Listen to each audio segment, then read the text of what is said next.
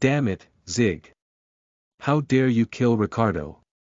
The strong man in the back passenger seat seized the man with the gun with both hands and squeezed tightly while the car continued to spin like a top.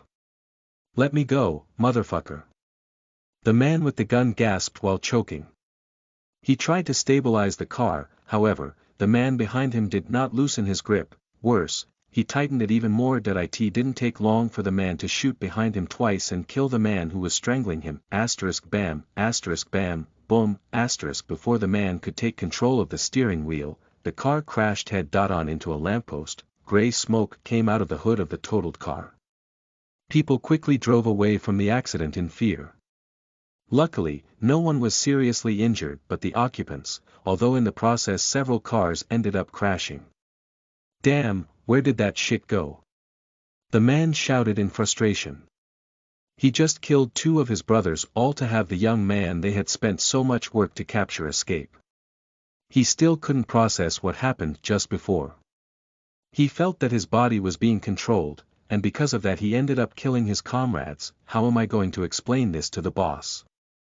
Although he was afraid of being arrested, he was even more afraid of his boss. He saw that many people started to crowd around the car, and without thinking twice, shot upward through the roof of the car. Bam, ah. Pedestrians screamed in fright and ran as far away as possible. No one was bold enough to be around an armed man. After getting out of the car, the man ran as fast as he could, holding his gun as blood ran down his head. However, he didn't have time to care about that. After fleeing to a distant place, entering the alleys of the slum, the bearded man felt calmer and took out his cell phone with a shaking hand. He wanted to call his boss and tell him the mission failed. However, fear was visible on his face. He was not able to withstand his boss's fury. After taking a few deep breaths, he dialed his boss's number, still shaking, fumbling the number several times on his cell phone. Boss. It's like this. Juan Dimas managed to escape. In a suite at the Dallas Hotel in Brazil. Santa Catarina. My love, thanks to your sister, we made 5 million reais, said a man. Is that true, Bernardo? But is it safe? Said a woman with a seductive voice. Monica, Bernardo, what is happening? On one hand, presently in the room there was a beautiful woman with long blonde hair and crescent moon-shaped eyebrows. Her eyes were a beautiful purple and she had skin as clear as snow. so beautiful that it would not be a lie to say that any man would do anything to win her heart. But the features that would catch one's attention the most were her long, beautiful legs and large breasts. On the other hand, here she was, draped on a bed, unable to move and barely able to remember how she got there. The last thing she remembered was that she was practically forced by her older sister, Monica, to go to a nightclub to have fun with her.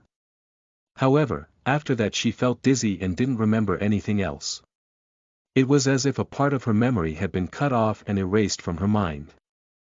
Yes, my little angel, the film director, Raphael, has already deposited the money. Furthermore, after he sleeps with your sister, he's promised to help start your acting career. Bernardo's voice echoed into the room again, startling the woman on the bed, who could barely open her eyes. Don't worry. At the most she will lose her virginity to a rich guy. Although he is very ugly and skinny, he has a lot of money. Your sister is very lucky, heh. What he didn't say was that Raphael was a director of porn films. Not that it made any difference, since Monica never liked her sister, and now having the chance to earn a lot of money with her, it was a bit of unexpected luck for her. The man showed his girlfriend his current balance on the bank's app, available balance. $6 for 98 for 95.00, equivalent to $132, $141, $99, wow. I've never seen so much money in one place. Hee hee. And to think that someone would be willing to pay all this to sleep with my cold, bookworm of a little sister, said Monica happily, acting flirtatiously while kissing the man's face. Monica thought, with this money, I will have enough to start up my career. The drug you made Ingrid drink soon will take effect. Bernardo said seriously. We need to leave. Yes, let's go.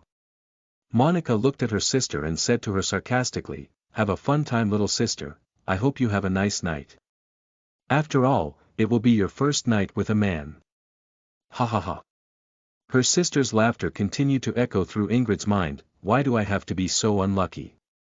Why did my own sister do this to me? These were the first thoughts that Ingrid had, but she soon dismissed them. She already knew about her sister's character, however, she never expected her to reach this point. Now it all makes sense. The way she practically forced me out today. How laughable it all is.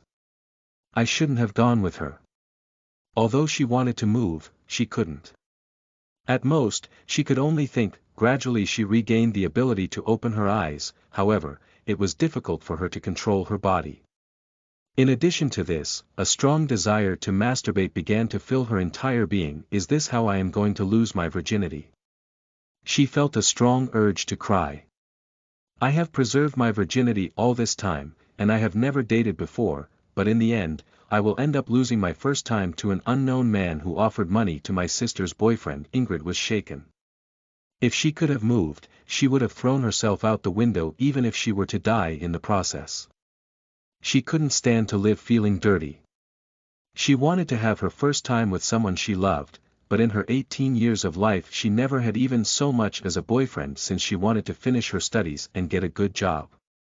Then, and only then, she would think about finding a boyfriend and marry. Right after he left, Bernardo received a call that totally spoiled his humor. He was seething with anger, but he soon calmed down by thinking about the huge amount of money he had earned. There's no use regretting it now.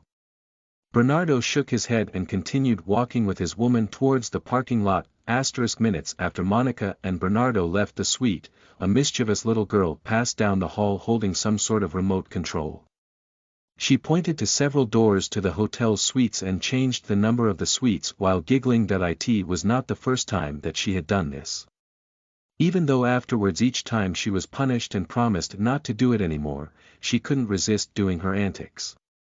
In addition, whenever she misbehaved she managed to spend more time with her father, which made her very happy despite being scolded. Ho, ho, ho. Dad is going to scold me again. Humph. It's his fault for not paying attention to Lin. The little girl, Lin, chortled and continued to change the suite numbers. Listen to the full novel at famvetv.info, direct link in the description.